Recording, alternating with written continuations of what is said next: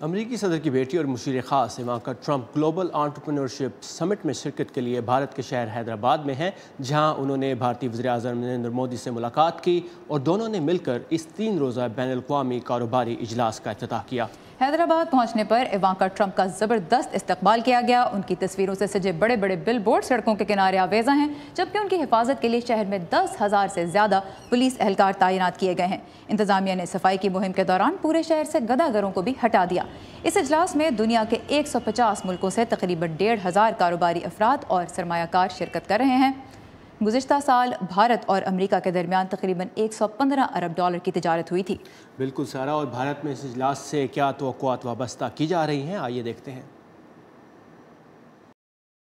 The B2B ties between the India and US have actually remained.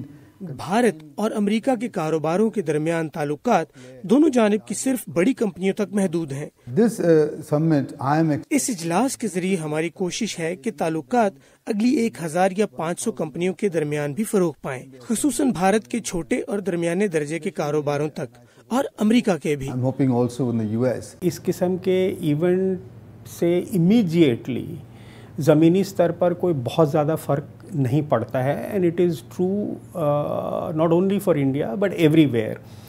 پر ساتھ ہی ساتھ یہ جو ایک مہتوپورن رول جو ادا کرتا ہے وہ اس سندربھ میں کہ اٹ ایکچولی